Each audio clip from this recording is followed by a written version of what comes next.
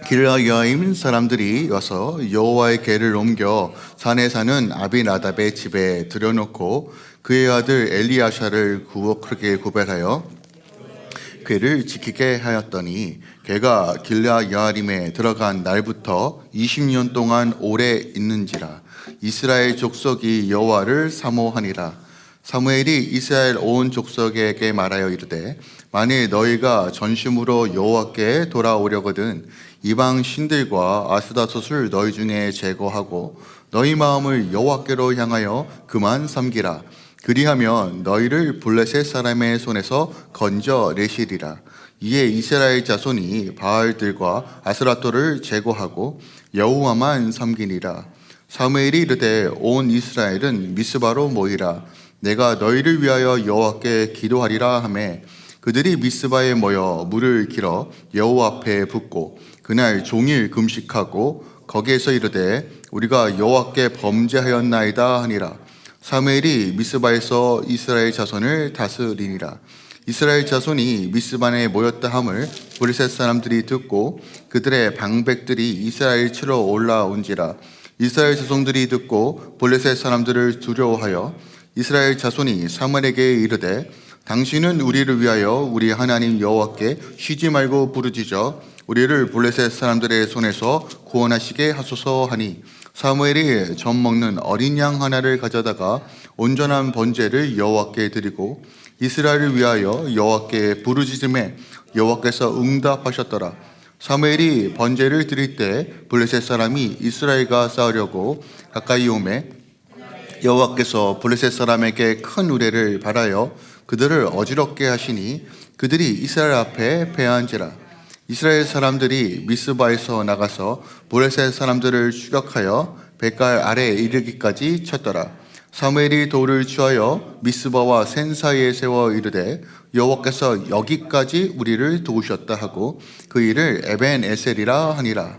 이에 블레셋 사람들이 굴복하여 다시는 이스라엘 지역 안에 들어오지 못하였으며 여호와의 손이 사무엘이 사는 날 동안에 블레셋 사람을 막으심에 블레셋 사람이 이스라엘에게 빼앗았던 성읍이 에글론부터 가드까지 이스라엘에게 회복되니 이스라엘이 그 사방 지역을 블레셋 사람들의 손에서 도로 찾았고 또 이스라엘과 아모리 사람 사이에 평화가 있었더라. 사무엘이 사는 날 동안에 이스라엘을 다스렸을 때 해마다 베델과 길가와 미스바로 순회하여 그 모든 곳에서 이스라엘을 다스렸고 라마로 돌아왔으니 이는 거기에 자기 집이 있음이니라. 거기서도 이스라엘을 다스렸으며 또 거기에 여호와를 위하여 제단을 쌓았더라. 아멘. 하나님의 말씀입니다. 자, 오늘 본문으로 돌아온 마음, 회복된 땅이라는 제목으로 함께 이 본문 말씀 살펴보겠습니다. 말씀 요약본과 이렇게 한눈에 볼 수 있는 종이가 좀 준비되어 있어요. 필요하신 분들은 보시고 QR코드 찍으시면 전체 요약본이 오늘 오후 12시에 이제 나옵니다. 여러분 참고하시면 좋을 것 같아요. 혹시 제가 한국에 방문할 때마다 굉장히 인상 깊게 좀 경험했던 것이 있어요. 뭐냐면 TV만 틀면요 광고가 나오는데 그 광고 중에 대부분이 보험 광고예요. 보험 광고. 실속이 어떻고 뭐 암보험이 어떻고 이건 뭐 계좌 그러니까 죄송하지만 무슨 얘기하는지 진짜 모르겠어요. 한국말이 너무 어려워요. 하여간 이름도 다양한데 하여간 보험인 건 알겠어요. 보험인 건. 자, 그러면 우리가 한번 생각해 보시죠. 사람들이 왜 자꾸 보험을 찾을까요? 혹은 이 보험 상품이 왜 계속 나올까요? 그죠? 두렵고 뭔가 미래를 대비하는 것 같고, 그죠? 내가 무슨 일이 있어도 내가 흔들리지 않고 망하지 않는, 어떻게 보면 최후의 보루로 삼기 위하여 보험에 가입하는 것 같아요. 보험을 가입하는 건 나쁜 건 아닙니다, 여러분. 예, 그건 잘못된 것은 아니죠. 뭐 죄 짓는 건 아니잖아요. 근데 그런 심리 가운데 어떤 것이 있냐면 우리 심령 깊은 곳에 그래도 내가 망하지 않으려면 이 정도는 내가 가지고 있어야지 라는 생각이 있다는 것이에요. 근데 이런 보험 상품뿐만이 아니라 우리 삶 가운데 이 보험같이 여기는 것들이 있다라는 것이죠. 뭐 예를 들어서 아내 몰래 숨겨놓은 비자금 같은 거 뭐 이런 거죠. 분명히 새롭게 게임이 나오는데 이걸 사야 돼 말아야 돼 할 때 모으는 비자금 같은 것도 있을 수 있고요. 혹은 내가 어떤 경력, 이력, 혹은 학력, 혹은 자녀들이 어떻게 보면 내 최후의 보루야, 보험 같은 거야 라고 여길 수도 있다라는 것이에요. 다시 말씀드리지만 이런 것들은 나쁜 것이 아닙니다. 어떻게 보면 하나님께서 우리에게 주신 좋은 선물과 같은 것들이에요.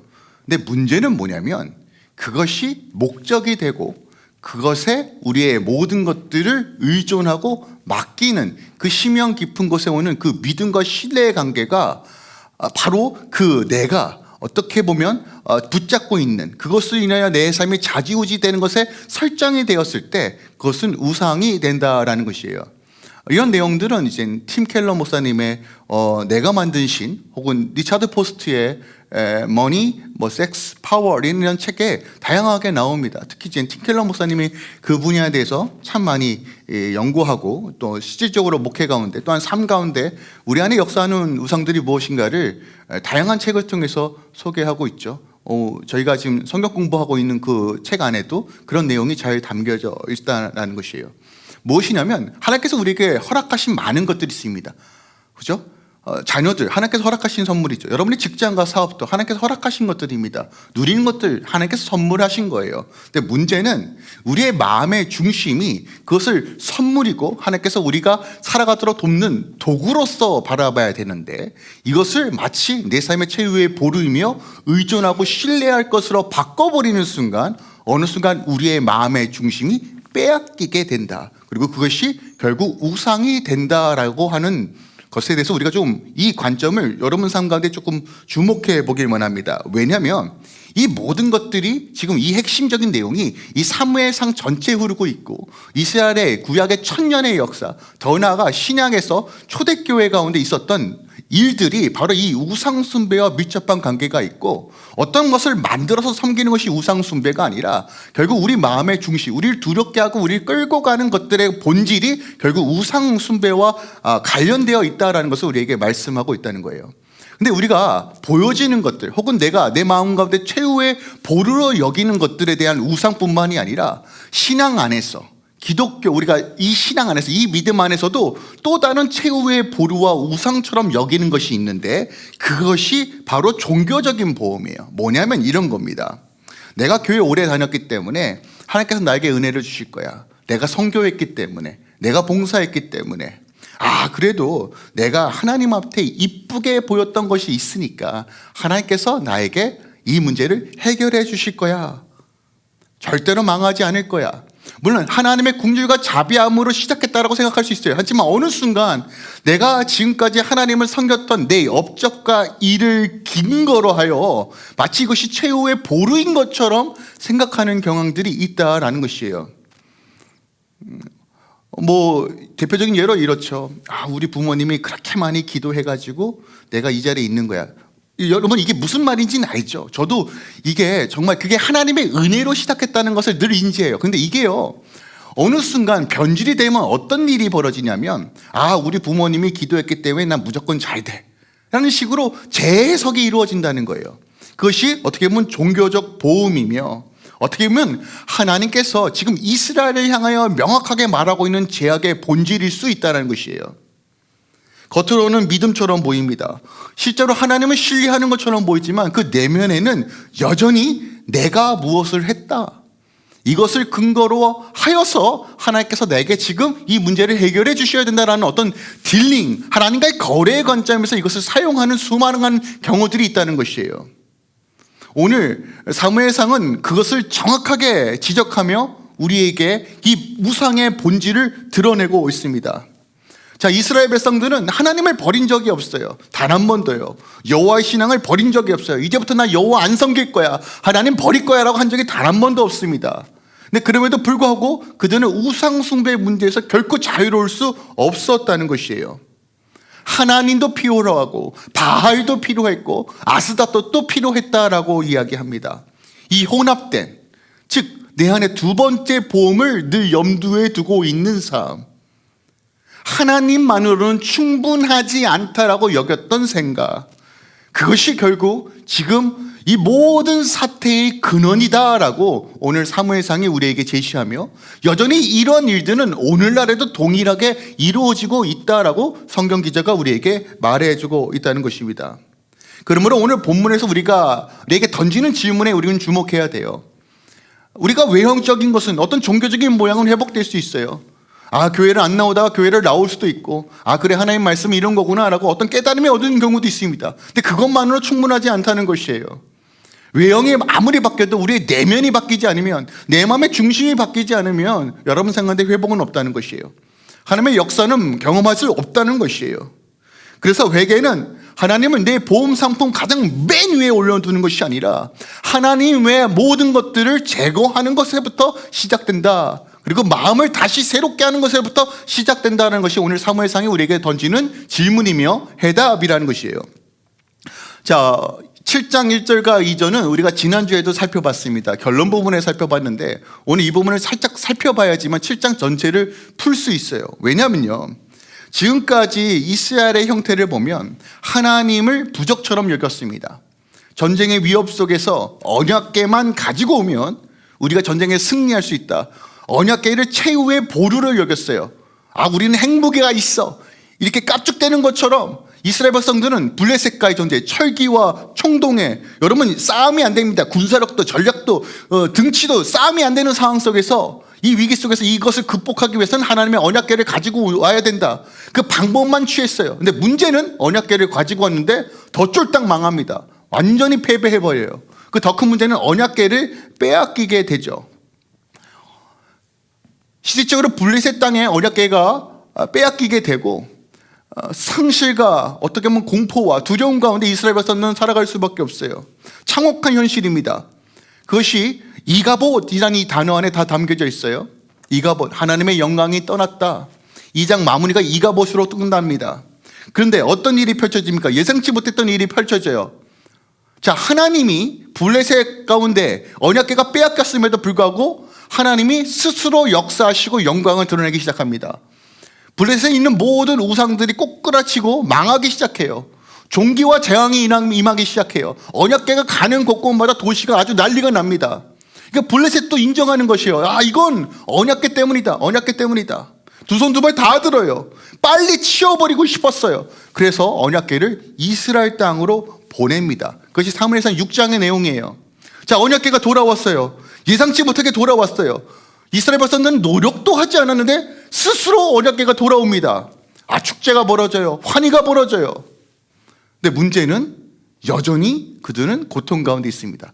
아니, 언약궤가 돌아왔어요. 하나님의 임재를 상징하는 그 상징물이 돌아왔는데 여전히 블레셋 가운데 고통 가운데 있었다고요. 몇 년 동안이요? 20년 동안이에요. 그것이 오늘 1절과 2절입니다. 이상하지 않아요?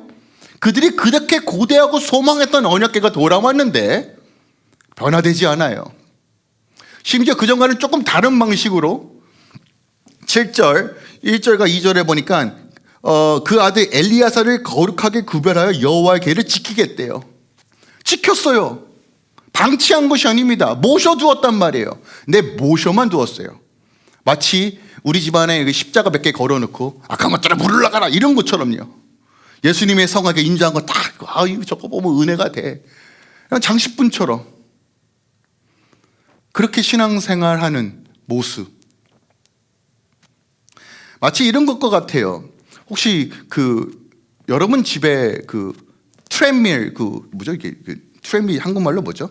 뛰는 거, 뜀박질 하는 거. 혹시 집에 사보신 적 있으세요?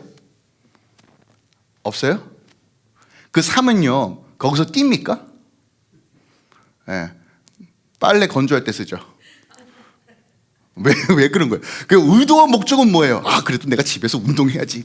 이건 500불짜리는 좀 싼 것 같아. 아니, 1000불 좀 그런데. 이거 숨 쉬는 기는 막 속도까지 경사도 있고 막 할렐루야. 샀단 말이에요.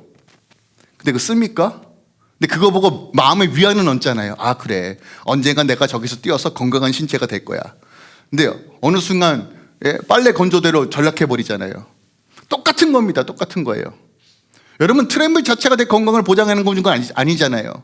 마음의 심적인 안정은 있을 수 있어요. 결국 저게 있으니까 언젠가는 운동할 수 있겠다. 그럼 뭐예요? 저도 뛰려고 운동화 2컬레 샀는데 지금 아주 새롭습니다. 흙에 먼지 살짝 묻었어요. 아우, 비가 와서 안 돼, 더워서 안 돼. 하여간 진짜 인간은요 그렇게 핑계거리, 그러면서도 고스란히 문 앞에 운동화 2컬레 딱 있으면서 그래, 언젠간 내가 뛰리라. 이게 인간이에요. 이게 인간이에요. 그런 방식으로 하나님을 섬겼다는 것이에요. 근데 20년의 기간 동안에 영적인 기근을 맞이합니다. 하나님의 침묵을 경험해요. 그때 감사하게도 놀라운 변화가 일어납니다. 놀라운 변화가 일어나요. 오늘 본문에 봤더니 7장 2절에 이스라엘 족속이 여호와를 사모하였다라고 말합니다. 사모하였다. 사모하였다는 것이 어떤 의미냐? 갈망했다, 목말라 했다라는 것이에요. 20년 동안 그들이 깨달은 거예요. 언약궤가 있을 때도 언약궤가 없을 때도 다시 돌아왔는데도 왜 변하지 않는가? 스스로 질문한 거예요. 그랬더니 그들이 내린 결론이 뭐예요? 아, 이게 아니었구나. 우리에겐 진짜 하나님이 필요하구나. 그 20년이 걸렸다고요. 20년이 걸렸어요. 저는 여러분 인생에서 하나님을 찾는 시간이 20년이 아니길 소망합니다. 20년이면 여러분 지금 환갑 80, 100씩 되시는 분도 계신데 지금 돌이키셔야 돼요. 근데 여전히 그 20년 가운데 계신 분도 계실 거라 생각이 듭니다. 다시 말씀드립니다. 종교적 형태가 회복이 아니에요. 본질이 바뀌어야 돼요. 마음이 바뀌어야 돼요. 회복은 마음의 방향이 주님께로 돌이켰을 때 일어나는 일들이라는 거예요. 자, 20년이 흘렀어요. 그들 가운데 어떤 갈망이 일어났습니다. 목마름이 일어났어요. 아, 하나님 없으면 안 되는구나. 우리가 어디서부터 시작해야 되는가? 어디서부터 다시 재정비해야 되는가? 그때 사무엘이 말하기 시작해요. 근데 실질적으로 사무엘은 20년 전에도 말했어요. 4장 1절에 보면요, 언약궤 빼앗기기 전에 4장 1절 보세요. 사무엘의 말이 온 이스라엘에 전파되니라. 그리고 여기서 딱 끊어지고 언약궤 이야기가 나옵니다. 그러니까 20년 전에도 사무엘은 말하고 있었어요. 근데 문제는 뭐예요? 안 들은 거예요. 귀가 있는데 안 들은 겁니다. 왜 안 들었을까요? 다른 모험 계속 들어놓은 거예요. 바알, 아세라돈, 이런 모든 보험들을 들어놓고 하나님과 겸하여 양다리 걸쳤다는 것이에요. 그러니까 말씀하셔도 못 듣는 겁니다. 근데 20년 동안 뭐가 열린 거예요? 아, 안 되는구나. 이거 해도 저거 해도 안 되는구나. 그럼 뭐지? 그래, 우리가 여호와께 주님을 애통해야 되는구나. 하나님을 찾아야 되는구나 하는 이 작업하신 거예요, 여러분. 20년이 걸렸어요. 자, 사무엘이 말하기 시작합니다. 7장 3절입니다. 보세요. 우리 함께 좀 읽었으면 좋겠어요. 7장 3절 시작. 사무엘이 이스라엘 온 족속에게 말하여 이르되 만일 너희가 전심으로 여호와께 돌아오려거든 이방 신들과 아스더톳을 너희 중에 제거하고 너희 마음을 여호와께로 향하여 그만 섬기라.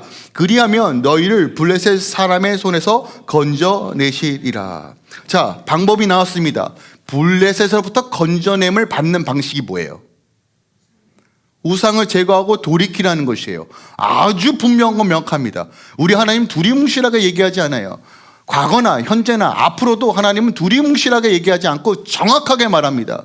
하나님, 내 삶의 이 억압과 깨어짐에서 어떻게 자유합니까? 내 삶 가운데 어떻게 안식이 임해요? 하나님, 내 가정 가운데, 내 직장과 사업터 가운데 우리 자녀들이 하나님의 통치와 다스림과 안식을 누리는 방식이 무엇입니까? 하나님, 이 문제 해결해 주세요. 늘 하나님은 동일하게 말해요.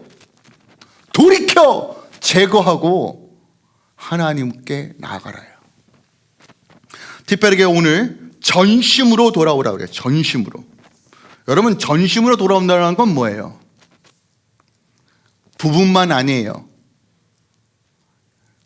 99%가 아니라 100% 혹은 120% 돌아오라는 거예요. 이 말은 대가를 지불해서라도 돌아오라는 거예요. 여러분, 이게 이해가 되십니까? 우리가 돌이키기 위해서 수많은 것들의 대가를 지불해야 됐던 것이 보이잖아요. 아, 하나님, 이거는 조금, 이건 너무 손해가 큰데요? 이런 것들이 있을 수 있단 말이에요. 매여 있는 것들이 있을 수 있어요. 근데 이거 제거하라는 거예요.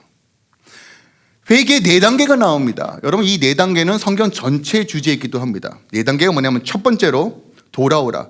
슈브라는 단어예요. 돌아온다는 건 어떤 감정의 영역이 아닙니다. 생각의 변화가 아니에요.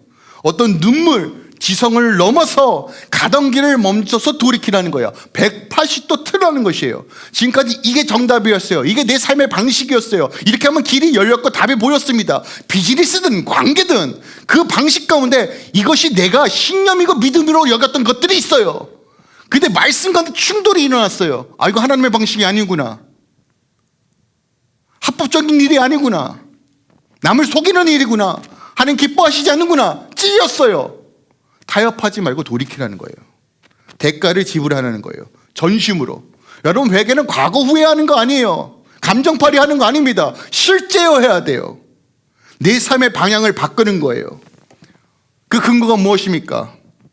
하나님 아니면 답이 없다는 것을 깨달으셔야 돼요.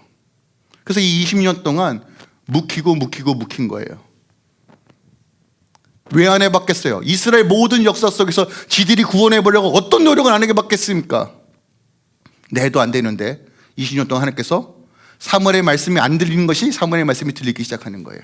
그리고 드디어 사무엘이 말하는 거예요. 너네 돌이켜라. 전심으로 돌이켜라. 여러분, 첫 번째로 여러분이 해야 되는 것은 뭐냐면 마음의 방향을 바꾸셔야 돼요. 시선을 바꾸셔야 돼요. 이게 돌이키라는 의미예요. 내가 보던 것을 돌이켜 다른 것을 하나님을 다시 보라는 것이에요. 마음을 돌이키지 않으면 답이 없어요. 제가 상담도 하고 사람들하고 이야기하면서요, 제가 제일 중요하게 여기는 게 뭐냐면 너 그럴 의지가 있어? 예요. 마약 가운데, 두려움 가운데, 우울증 가운데 어떻게 해야 돼요? 제가 물어요. 그 돌이키고 싶은 마음은 있니? 여러분, 마음이 없는 사람에게 뭘 해도 되지 않아요. 알잖아요. 본인이 마음을 먹지 않았는데, 그러니까 엄마 손에 끌려가, 다른 사람 손에 끌려가, 이게 아니라 본인이 결단해야 돼요. 그 최소한 그 걸음을 나가야 된단 말이에요. 하나님께 시선을 다시 돌리겠습니다. 이게 돌이킴이에요. 대가를 지불해서도 하나님 그렇게 하겠습니다. 이게 돌이킴이에요. 두 번째, 뭐라고 얘기하냐면 제거하라라고 해요. 제거하라. 제거하라. 여러분, 제거한다는 건 적당하게 거리를 두라는 얘기가 아니에요. 치워버리다, 제거하다, 말살하다. 더 이상 중심에 두지 않는 실제적 결단이에요. 자, 그 당시 역사했던 두 가지 신들이 나오는데 바알과 아스다돈입니다. 여러분, 그 당시 그 초대 근동, 그 고대 근동사에서의 우상 시스템을 좀 이해해 볼 필요가 있어요. 바알은 풍요의 신, 비를 관장하는 신이에요. 아스다돈은 쾌락과 즐거움, 어떤 육체적 욕망을 대면하는 신입니다. 근데 문제는 이 둘이 부부예요. 또 꼴에. 여러분, 부부를 같이 섬기는 거예요. 한 신만 독립적으로 섬기는 것이 아니라 부부를 같이 섬기는 거예요. 자, 그런데 바알과 아세라돈을 섬기는 그 신전에서 이루어지는 예배 형태가 뭐였냐면 다 성인이니까 말씀드릴게요. 난잡한 성관계 파티가 벌어집니다. 왜? 어머! 왜요? 그 짓을 왜 했냐고요? 즐겁기 위해서? 쾌락을 위해서? 아니에요. 본질은 뭐냐면, 보세요. 부부가 서로 합하여서 시너지가 난다. 풍요도 주고 정신적인 즐거움도 준다. 그런데 이 둘이 신들이 즐거울 때 그런 일이 벌어진다. 그러므로 우리도 신이 했던 것처럼 동일하게 해야 된다는 거예요. 이게 우상숭배의 본질이에요. 근데 핵심은 뭐냐면 우리야 저렇게 어떻게 음란하게 저렇게 해가 아니라요, 그들에게는 실존의 문제였어요.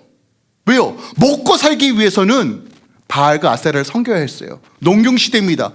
아니, 농사가 잘 돼야 돼요. 비가 와야 되는데 비를 주관하는 신이 누구예요? 바알이에요.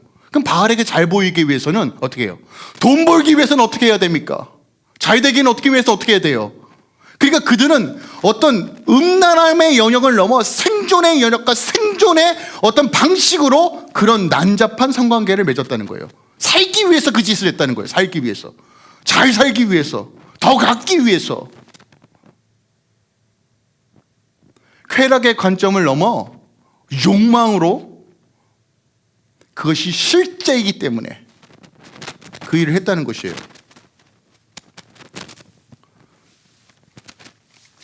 여러분, 이것이 우리의 본성이에요.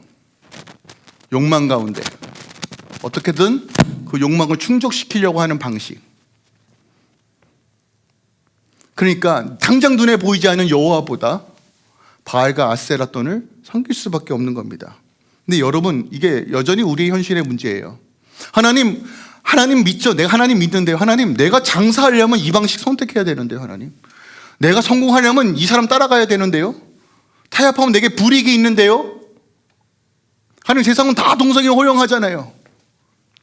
하나님, 이거 이렇게 해야지만 내가 프로모션도 받고 이익이 있는데요. 수많은 상황 가운데 우리 안에 있어요.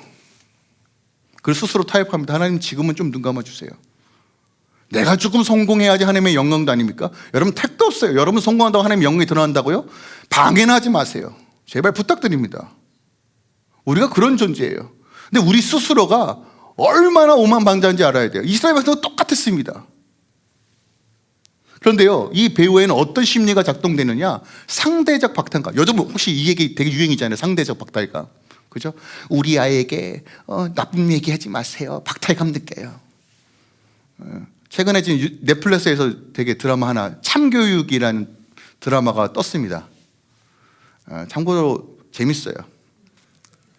아주 그냥 스트레스가, 그러면서 한편은 굉장히 슬펐습니다. 왜 슬펐냐면, 이게 어떤 영화나 픽션으로 좀 과장됐다라고 얘기할 수 있는 부분이 아니라 지금 대한민국의 현실이고 캐나다와 미국 교육의 현실인 것을 알고 있기 때문에 그게 더 슬펐어요. 솔직하게.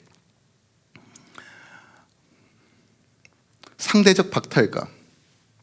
우리 안에 뭐야, 저 집사는 저렇게 사는데도 돈 이렇게 버는데 나는 왜 자꾸 이렇게 성실하게 사는데도 왜 이 모양 이 꼴이냐. 상대적 박탈감. 저 아이는 저 딸내미는 저렇게 잘 나가는데 우리 딸은 왜 저러냐. 상대적 박탈감. 여러분, 이 상대적 박탈감이 하나님이 아니라 세상에서 제시하는 것들을 자꾸 내 삶에 끌어들이는 어떤 요소를 만든다는 것이에요. 생존보험, 번영의 시스템, 쾌락과 욕망을 정당해주는 삶의 방식. 이것이 바알과 아세라돈이에요. 그래서 물질적 번영과 육체적 욕망, 이 두 가지 영역에서 인간은 떼어낼 수 없는데 이스라엘 백성들이 하나님과 이 둘을 겸하여 섬겼다는 것이에요. 그럼 오늘날 바알은 뭐예요? 오늘 아세라돈은 뭐예요? 너무나 밀접한 관계잖아요. 다시 말씀드립니다. 돈, 하나님께서 주신 선물이에요. 자녀들, 하나님 선물이에요. 여러분, 이게 나쁜 건 아닙니다. 여러분, 일하셔야죠. 노동하셔야죠. 돈 벌어야죠. 투자하셔야죠. 나쁜 거 아닙니다 말이에요. 하나님의 지혜로 할 수 있단 말이에요. 근데 문제는 그것에 매이는 순간, 목적이 되는 순간 우리는 어느 순간 하나님 없다고요. 나를 증명하기 위한 커리어, 사람들로 봤던 종아요와 인정이 결국 내 삶을 지탱하는 어떤 근거로 삼기 시작하면요, 여러분 죄송하지만 우리의 삶 가운데 하나님의 회복과 안식은 없어요. 더 나아가 종교적 보험, 하나님 내가 이만큼 했습니다. 갖고 오는 이런 심리들, 여러분 이게 얼마나 위험한지 오늘 그거 다 이야기하는 거예요. 제거하라고 말해요. 또 세 번째 뭐라고 얘기하냐면 너희 마음을 여호와께로 향하라 해요. 그냥 보세요 여러분, 먼저 돌이켜요. 돌이킨데 마음을 먹고 돌이킨 다음에 그 다음에 뭐예요? 제거합니다. 제거하는데 여러분 이거 아세요? 인간은요 내 마음 가운데 비어있으면 반드시 뭘 채우고 싶어 해요.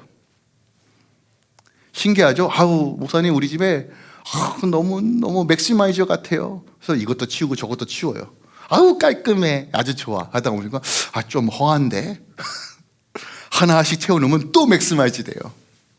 아닌가요? 저만 그래요? 여러분 책장 가운데 여러분 책이 너무 많아요. 그래서 책을 다 팔았습니다.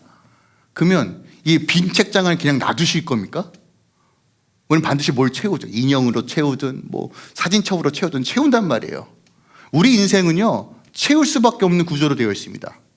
즉 우리는 무엇인가 예배하고 그 예배의 대상으로부터 공급받아 채워야 할 존재로 하나님께서 창조하셨어요. 너희 마음을 여호와께 향하라 라는 것은 어떤 의미냐면 다시 하나님으로 채우라는 거예요. 비우는 게 아닙니다. 무소유. 여러분 이건 불가능한 요소예요. 세상의 종교가 자꾸 무소유를 주장하잖아요. 아니요, 이거 헛된 겁니다. 우린 반드시 채워야 돼요. 뭘로요? 하나님으로요. 그래서 제거한 외에는 반드시 하나님으로 채워야 합니다. 그 다음에 네 번째, 그만 섬겨라 라고 말해요. 섬겨라. 이게 무슨 말인가? 섬기다는 말은 예배한다는 의미를 가지고 있는 단어예요.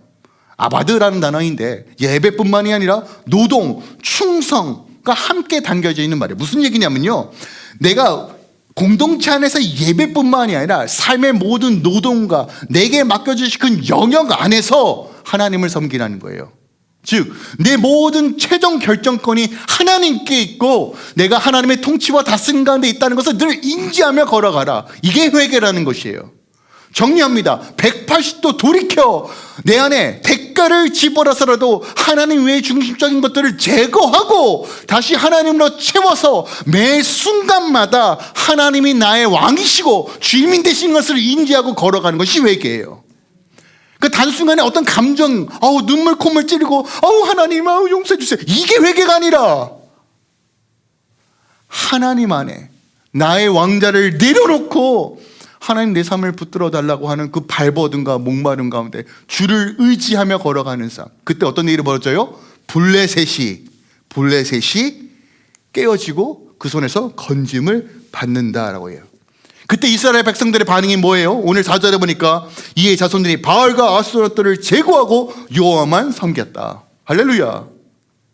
이 효과가 있어요. 이제 말하니까 듣습니다. 그러니까 사람은 고생해봐야 해요. 죄송해요, 이렇게 말했어. 저는 어떤 교육 철학을 가지고 있냐면 애들에게 모든 걸 다 해주면 애들은 망친다예요. 지 스스로 해봐야 됩니다. 요즘 우리 아들이 킹더를 가기 위해서 스스로 똥을 닦는 훈련을 합니다. 손이 짧아요.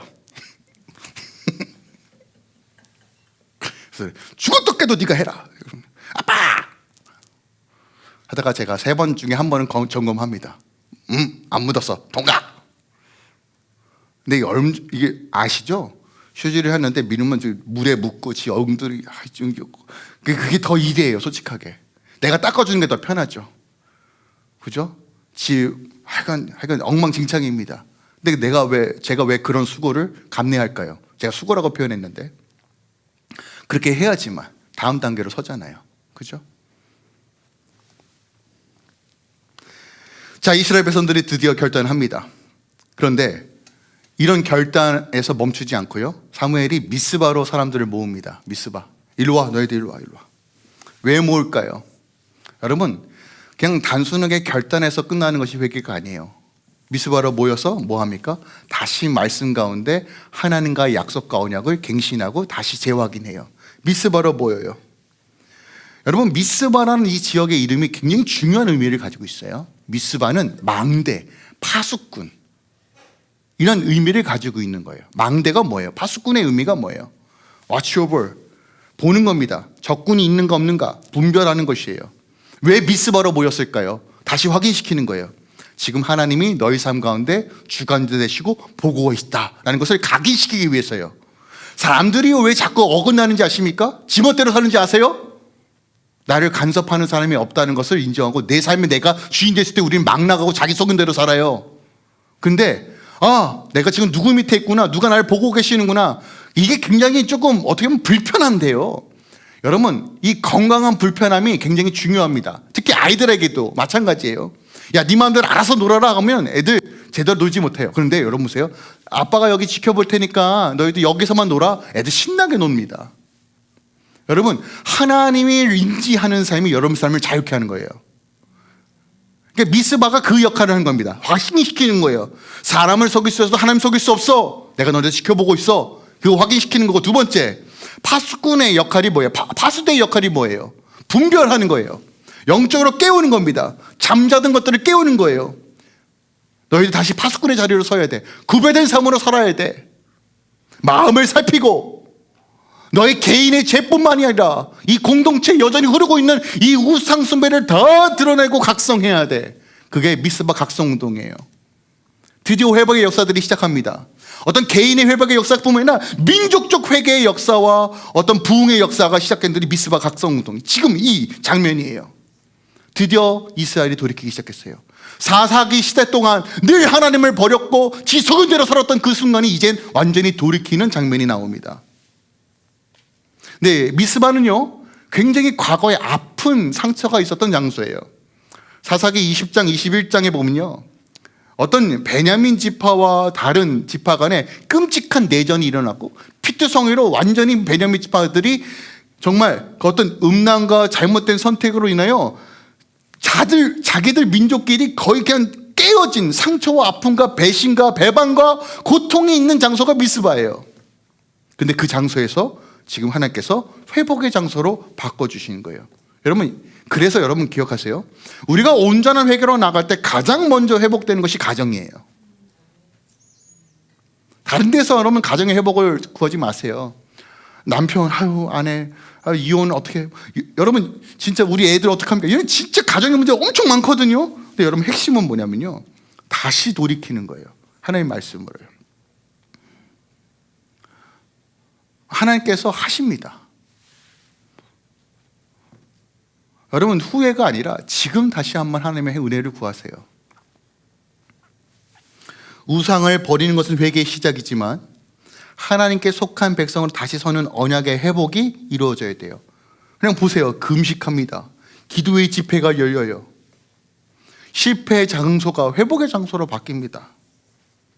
그러면 여러분 이때 우리가 좀 주목해 볼 것은 뭐냐면 이들이 어떻게 회개하고 돌이켰냐는 거예요. 7절에 보니까요, 제가 7절이 아니라 6절이요. 6절. 그들이 미스바에 모여 물을 길어 여호와 앞에 붓고예요. 뭐 물을 길어서 부을 수 있지. 여러분 고대 근동에서 광야에서 물은 굉장히 귀합니다. 근데 물을 부었다는 건 어떤 의미일까요? 여러분 바알이 어떤 신이라고요?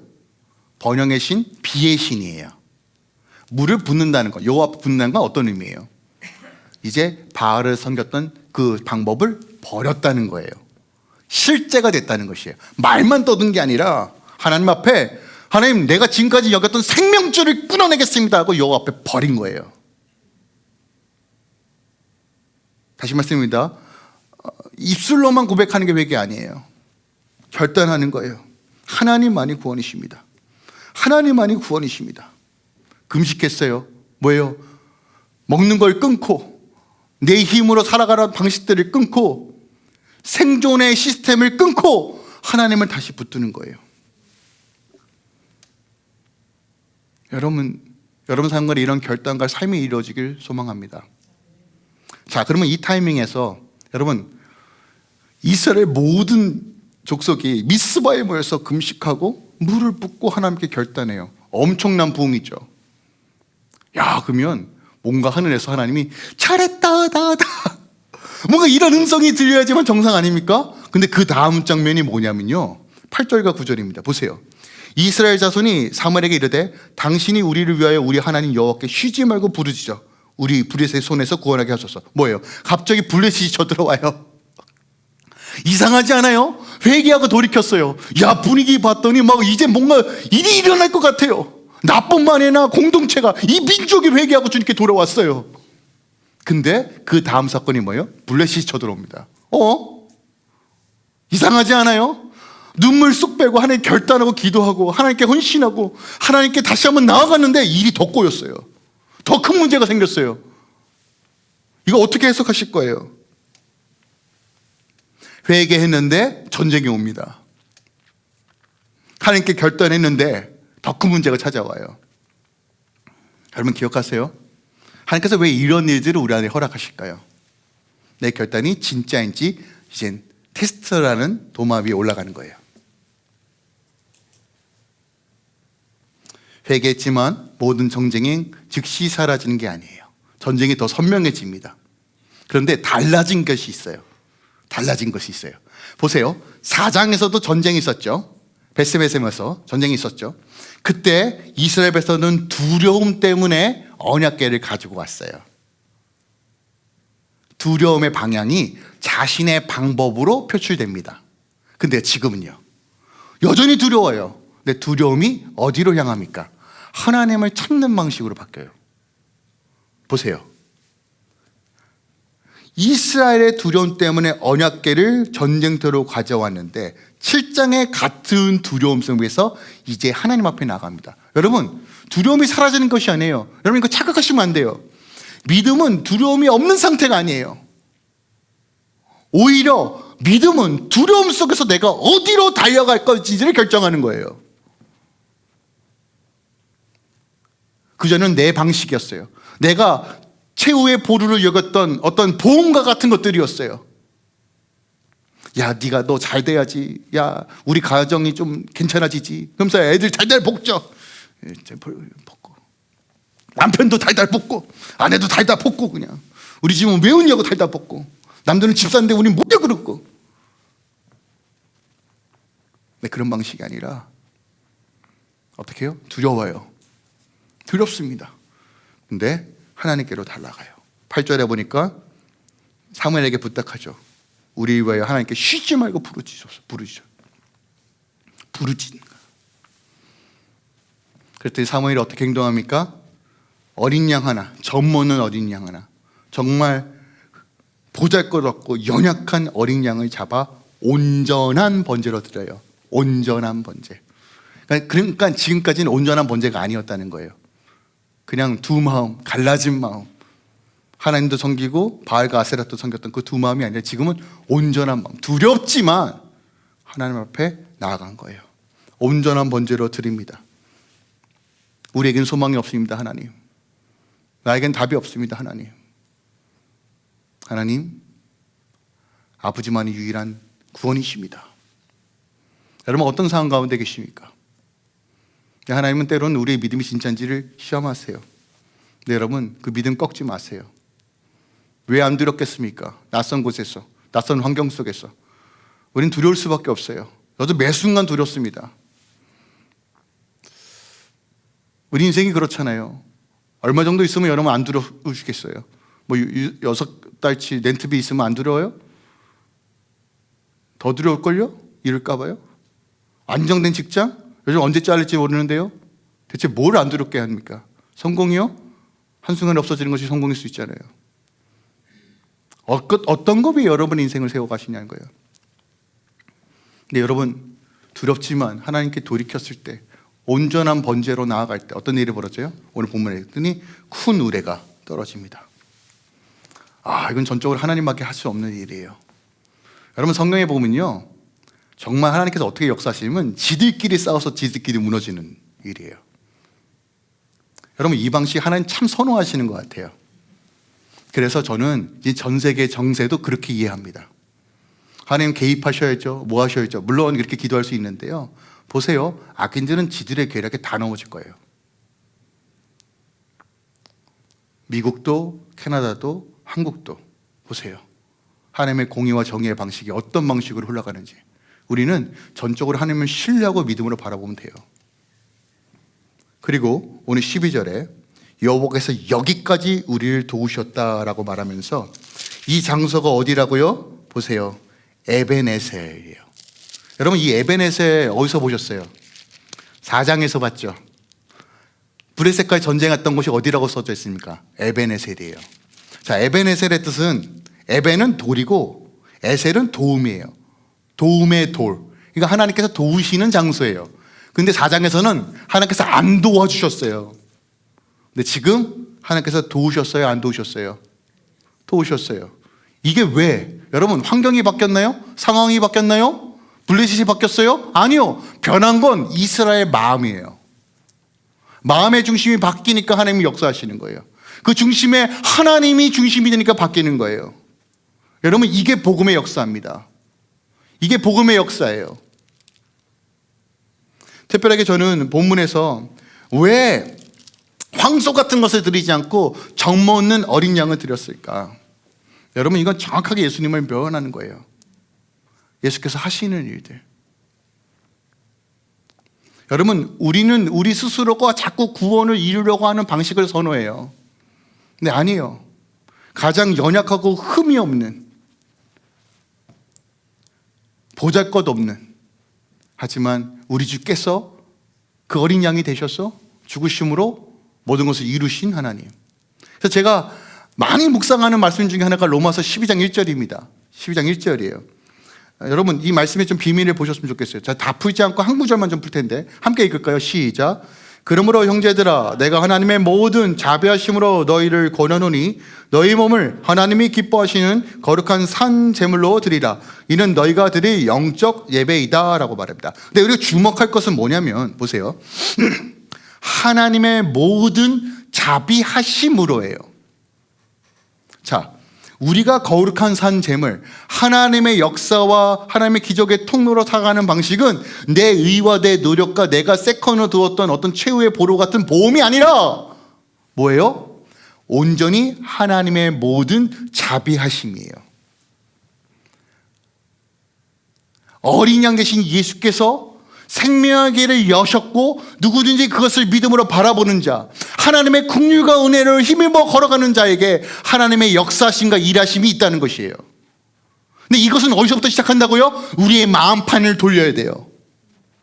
마음판을 돌려야 돼요. 그래서 마음을 지키는 것이 생명의 근원이라고 말하는 것이에요. 믿음은 마음을 지키는 것이에요. 믿음은 마음을 주님께로 돌이키는 것이에요. 근데 여러분 기억하세요? 회개는 한순간의 이벤트가 아닙니다. 오늘 본문은 거기서 끝나지 않아요. 13절에 보니까 이에 블레셋 사람들이 굴복하여 다시 이스라엘 지역으로 돌아오지 못하므로 여호와의 손이 사무엘이 사는 동안에 블레셋 사람을 막았대요. 사무엘이 사는 동안에 엄청난 기간이죠. 그리고 오늘 15절에서 17절에 사무엘이 사는 동안에 해마다 베데, 길가, 미스바를 순화하였고 라마라는 자기 집에 순환하여서 그걸 곳곳마다 뭐 했다고요? 여호와의 제단을 세웠어요. 무엇을 의미할까요? 순환했대요. 삶의 루트 가운데 어떤 일이 벌어져요? 늘 하나님을 중심으로 살았다는 것이에요. 이게 핵심입니다, 여러분들. 하나님께서 회복을 임하여 주실 것이에요. 여러분의 가정과 사업터를 새롭게 하실 거예요. 근데 그것은 하나의 이벤트가 아니라 우리의 삶에서 어떤 것도 이루어져야 돼요. 삶으로 예배하고 주님을 바라보고 주님께 돌아가는 일을 매 순간마다 점검해야 돼요. 그래야지만 하나님께서 여기까지 보호하시는 은혜들이 있어요.